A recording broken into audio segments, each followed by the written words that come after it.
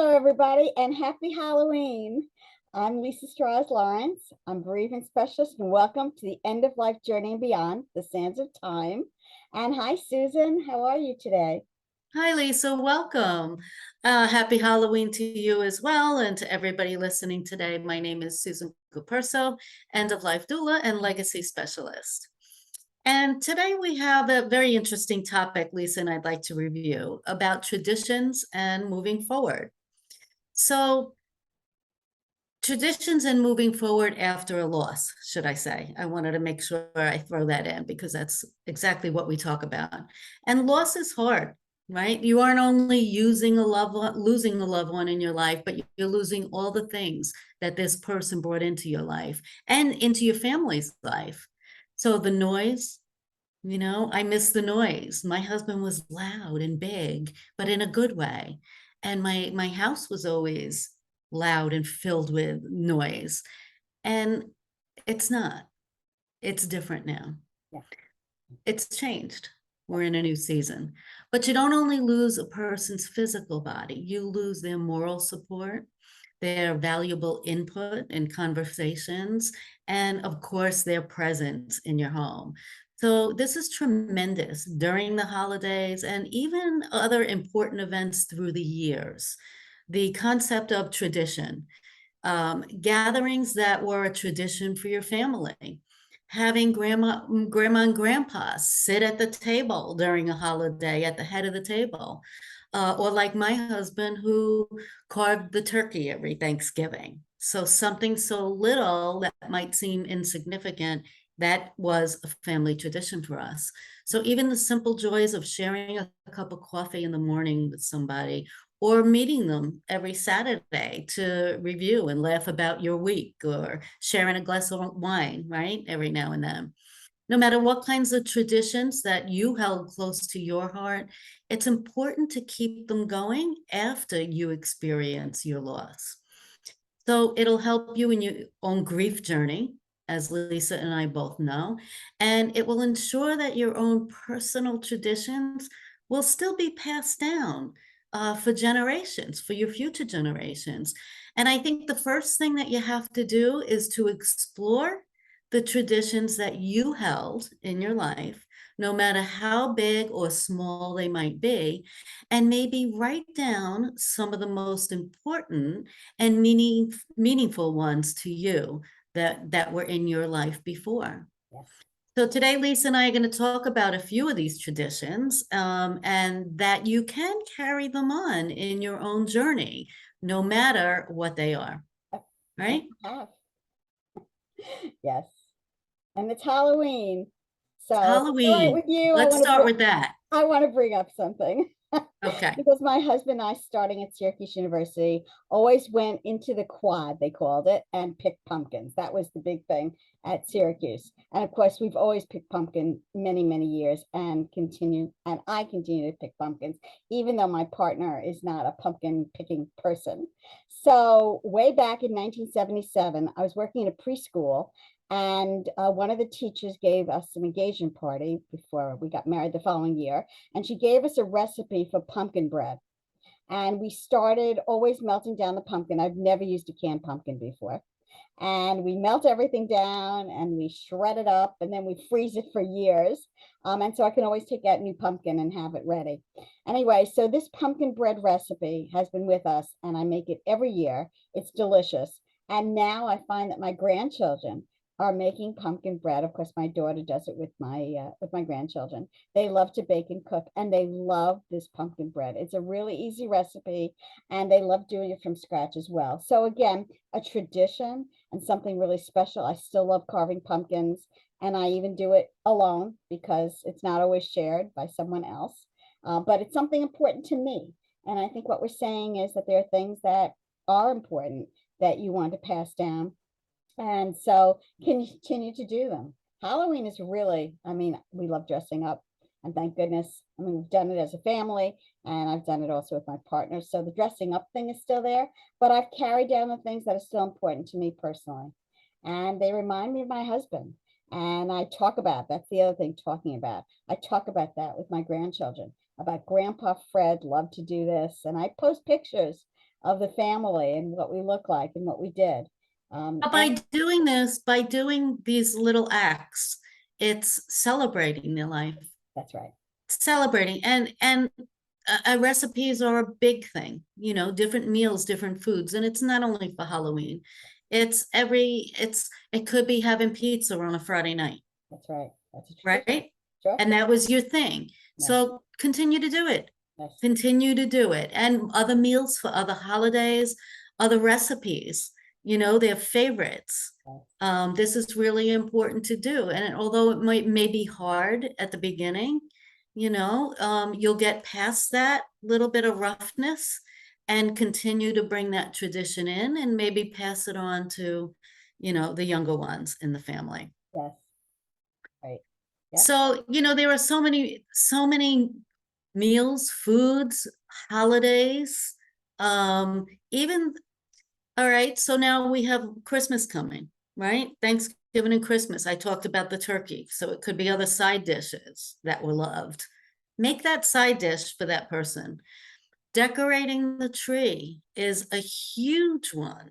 That one is huge for me. And again, you may be listening to this video and you've lost, you know, a child, a grandchild, a grandparent.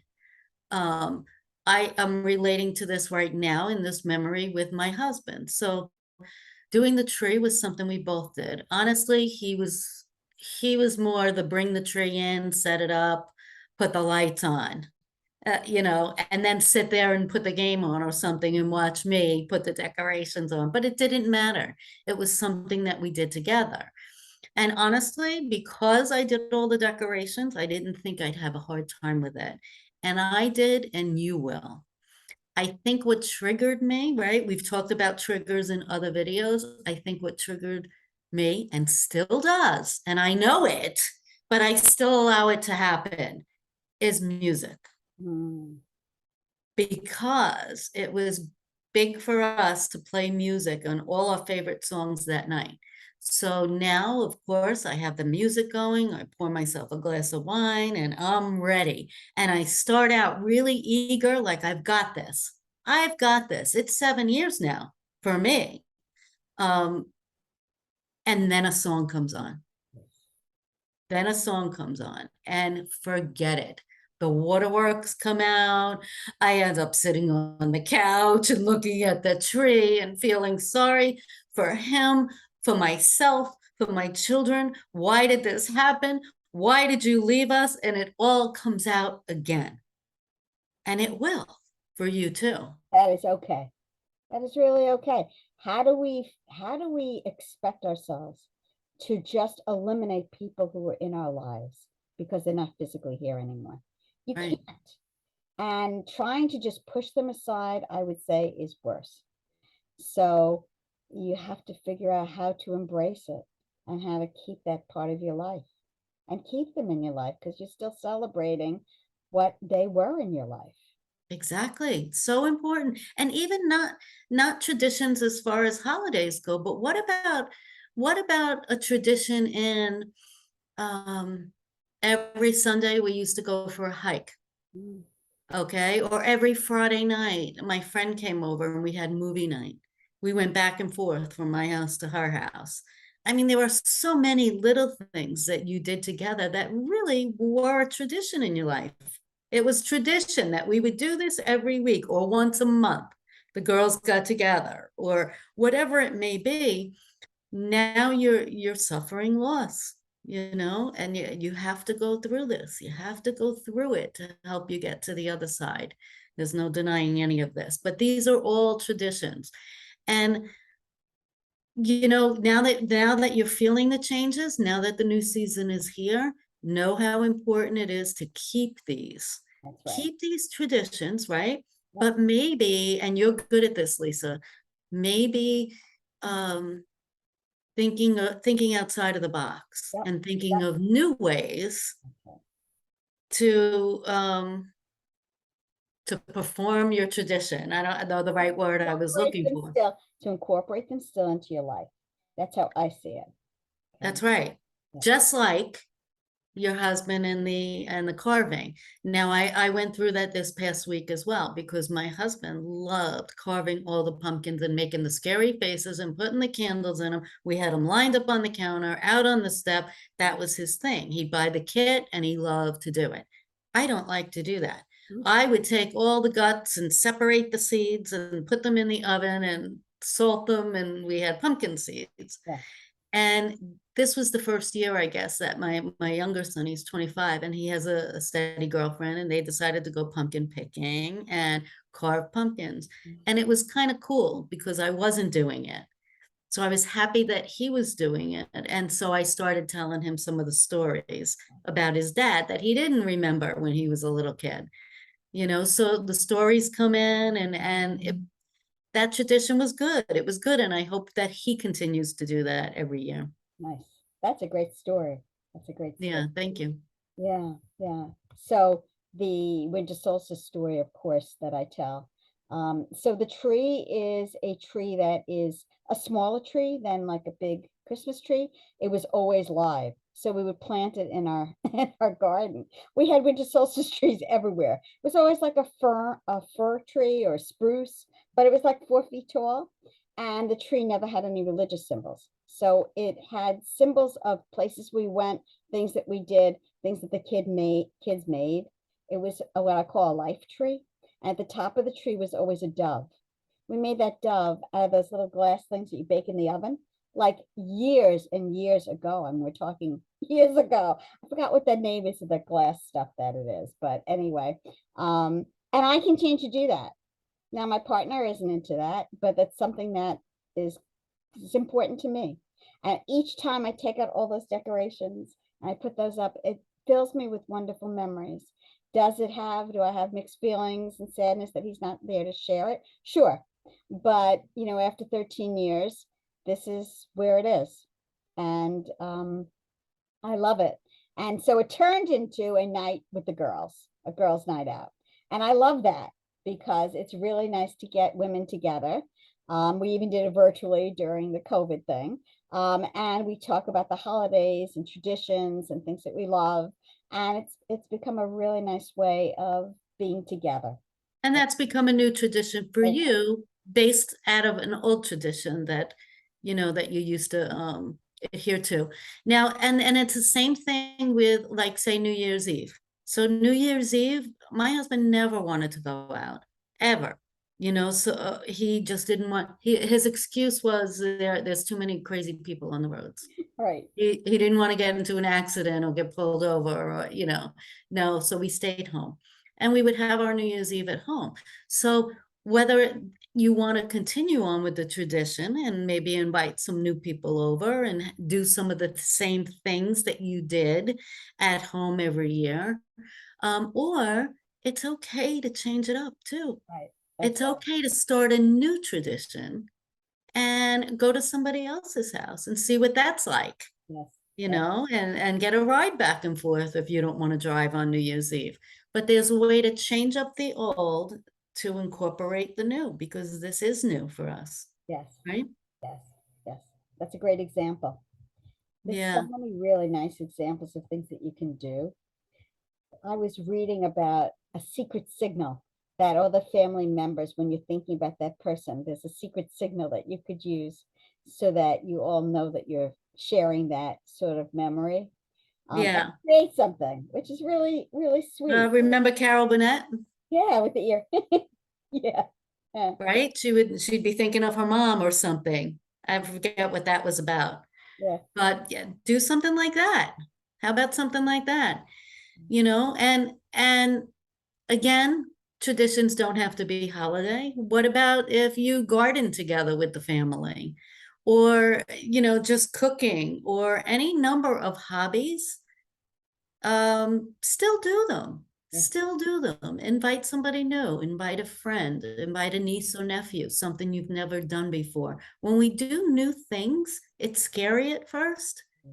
But then once we're involved and we're doing them, I know personally that, it feels good. You feel, it's okay. I could do this and I can get through this. Yeah, sometimes it's the anticipation of it. Yes, It's like when a birthday comes up or Mother's Day or something. Leading up to it is really the most difficult part of it. But then when it happens, it's okay. You know, it's that's really a good point. The anticipation and anxiety of something to come. And that is doesn't it's not just after a loss, it's at any time in our lives. yeah. When we're a little nervous about something or haven't done something that way before, it is nerve-wracking and we get a pit in our stomach, and it's much easier to say, I'm just going to stay home, I'm just or gonna crawl in decide my bed. for the few weeks before, decide that, no, I'm doing this, I've got this, I'm doing this, and then all of a sudden, right, the morning of, I don't think I feel good today. I'm just going to stay in. Silly, but they're silly. So it really takes bravery and forcing yourself to do certain things that you may not want to do, but that you may be surprised. Right. That's right. So time's changing, seasons change. The key is really to incorporate the old, but watch something new that can unfold and blossom right before your eyes. Right. And do it purposely. Do it on purpose. Say I'm scared and I don't want to go and I don't want to spend New Year's Eve with these people. Yeah, they're my friends, but I don't want to spend New Year's Eve with them. I'd rather just go to bed. Okay? Take a chance. Put your big girl panties on and say, I got this, but go with positive intention and positive expectations that, wow, tonight the magic is possible. Tonight, something new and unexpected could happen that I never thought possible. I'm going to go and look for the magic in the entire night, and you'll find things. There's also compromises. It's not black and white.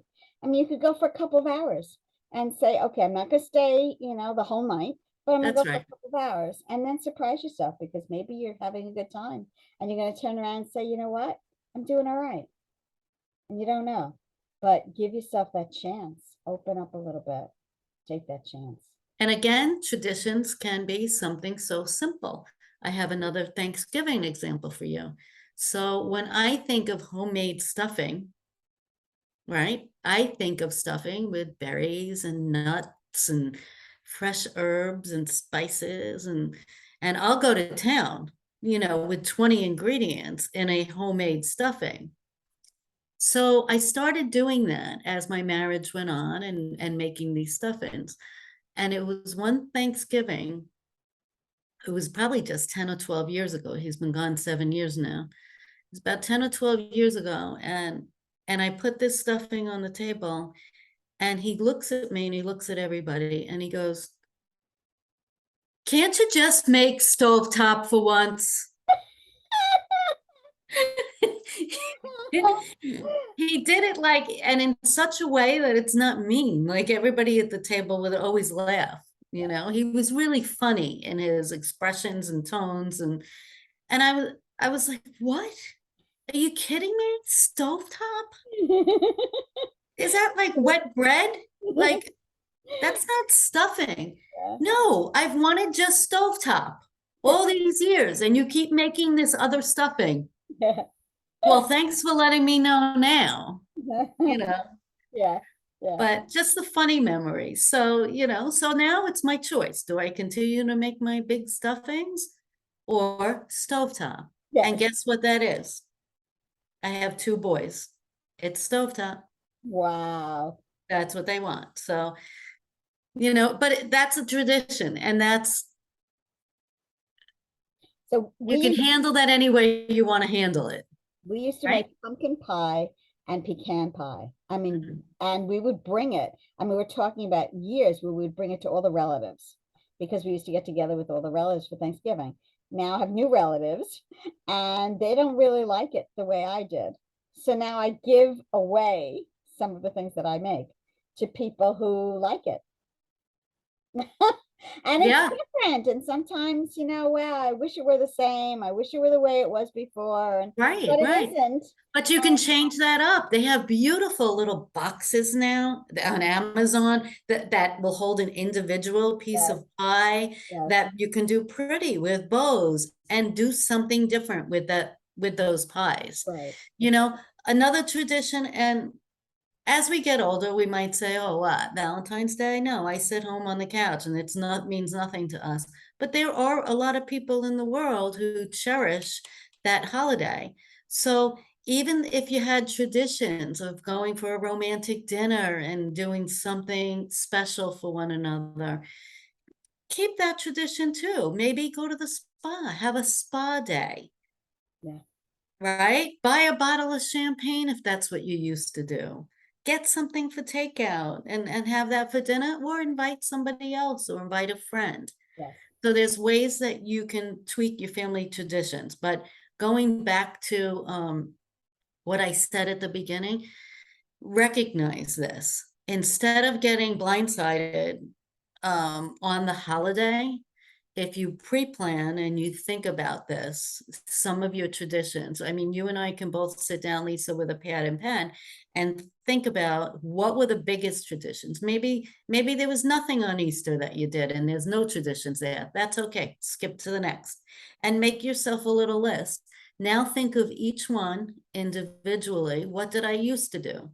Right? This is part of your bereavement workshop for the holidays that you have coming up. yes, And you think about what you used to do, and then think of ways that maybe I can bring that into the present moment. And by doing this, I think that's called pre-planning a little bit, and you won't be so blindsided by those feelings of overwhelm and despair when you're being proactive. no, it's very therapeutic. There's no question about it.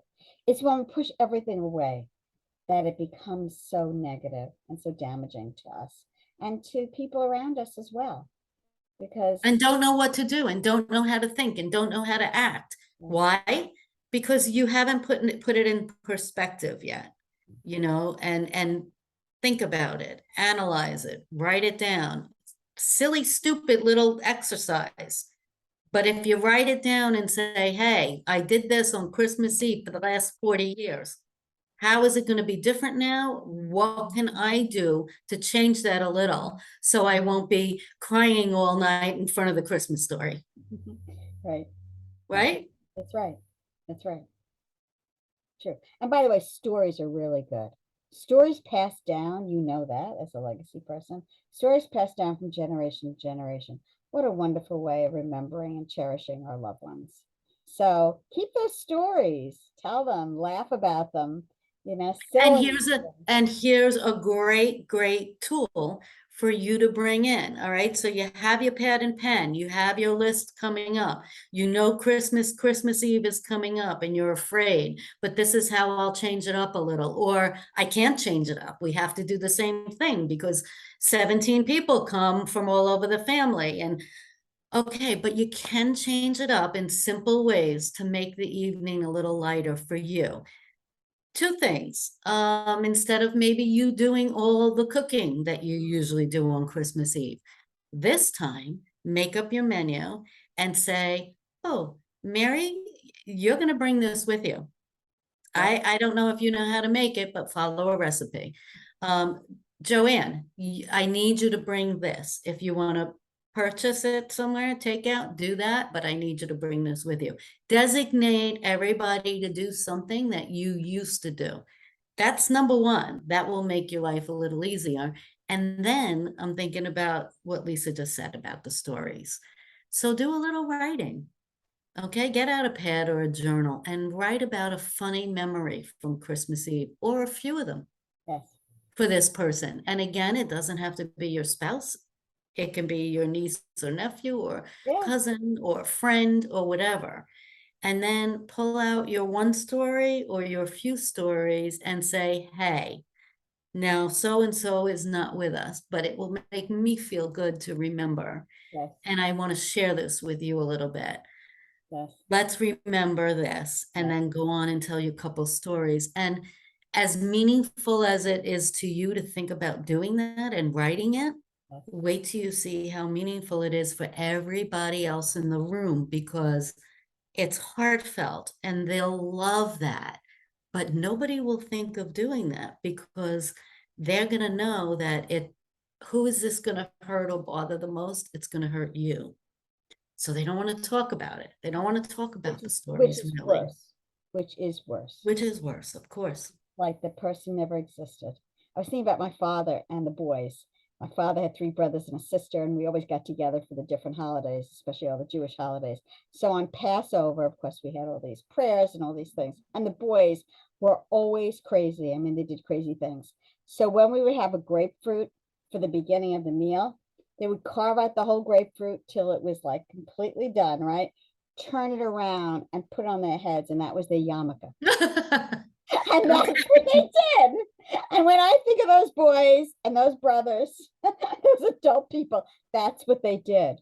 And it's just such a funny thing to think of because that was their tradition. It's a story and it's true, so we laugh. That would be funny, having them come in following years and doing that for them, and saying, okay, this is for you now. We know what you like and we know who you are. That's right. That's right. Yeah. Yeah. So, a lot of times though, other family members or friends, they think what you need is to just let it go and not think about it tonight, to enjoy the holiday or, whatever the particular gathering or event is, and just not to think about that. Mm. Unfortunately, most people don't know how hard it is for you to sit there and not talk about it and not think about it. And it is heartwarming. I know anytime I'm anywhere or see somebody I haven't seen for a long time and say to me, oh, I'll never forget, Jim and I used to do this, or he used to say this, or I remember when we did this, and then laugh. And it would make me laugh and make me feel good because people are remembering him, and talking about him. That's right. That's right. So maybe you have to be the open one here. Maybe you have to welcome that in. And that was a really great suggestion, Lisa, to do that and bring in the stories to your gathering or event. Yeah, I read about another thing, which I know you would really like. This holiday memory or gratitude box. You have a box decorated really pretty, right? And you have your family and friends over, and they write down their favorite holiday memories or memories, obviously, of your loved ones or gratitudes. And they put the slips in the box, and then you read them over dessert. Just really heartfelt. That's something? I love that. Me too. I love that because that can be done at the very beginning of the night. Yeah. And you don't have to sign your name to it. That's right. That's right. You write down a great memory or what you love most about them or how special they were in your life. Do this at the beginning of the night. Wrap the top of the box, right? And make maybe a slit on the top and leave it there with, little note, Post-it notes or whatever. Yeah. And then throw it in the box, Yeah. And then over dessert, somebody read them. I love that idea. Yeah. That's so wonderful. Yeah. I do something similar when I do, my celebrating a family member, the life celebration in their homes afterwards. It's a little bit different and a little somber, and we use a sculpture that I have, like a ceramic urn type of thing, and everybody writes their special memory and it goes into that. So it's a little similar, but this is more joyous. Yes, it is. This is more joyous on that occasion to laugh and smile and remember that great funny memory. Yeah. I love that. Oh, I'm glad you threw that in. Yeah, that's great for the holidays. Yeah. So traditions follow us all year long from when we were children. Yeah. We could have been, certain traditions that we did with our parents and our siblings, and they still hold true today. So that's a long time. If I've had a tradition since I was a little girl, you're talking 50 years. Oh, 50 years. So And I'm being gracious there. I actually light my parents' menorah that they got from Israel. And it's Uh-huh. really nice to have that in front of me like that, Yeah. and think of my parents, Yeah. and what it And it's warm. It's a warm, loving, fulfilling feeling. And that's what we need in our lives right now. that's right. Right? So, yep. Yep. And by the Perfect. way, let's end with this. Put regrets to the fire. You actually can throw your regrets into something and burn them as a symbolic way of getting rid of everything that is negative, that you have. And I think that's really nice. Just, getting rid of it, cleansing, and starting from new, new. But obviously, Perfect. So I beauty. hope we helped a little bit today with some of our little tips and wisdom that we've gone through personally, especially in our lives.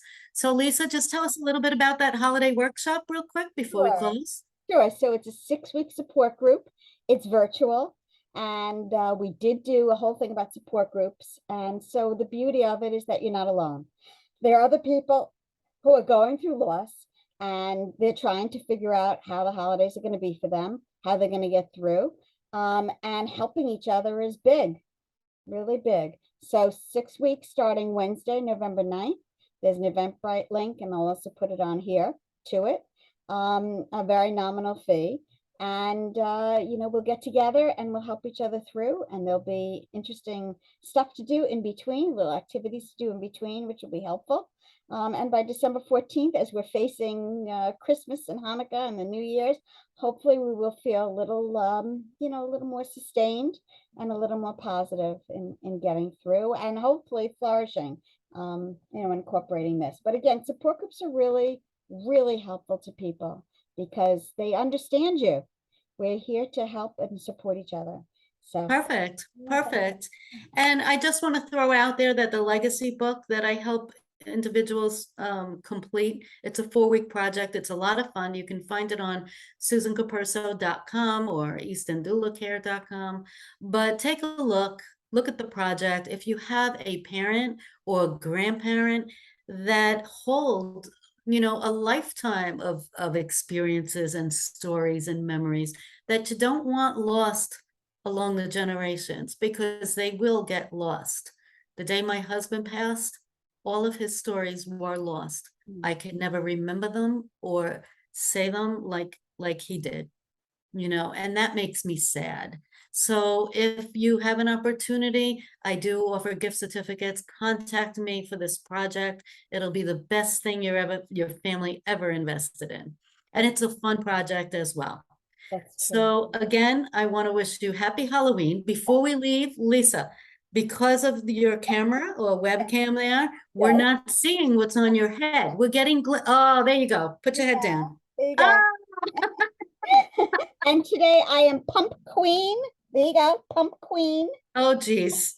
Oh, geez. We But do that like hat is hysterical, and we don't see it through that whole video until you do that, Lisa. I know. So Lisa does celebrate life. She's a big celebrator of life. As me, I just put my usual gear on this morning. But have a happy Halloween. Yes. Be safe, and we will see you next week. Yeah. Thanks, Susan. Have a great week. You as well. Bye. Bye.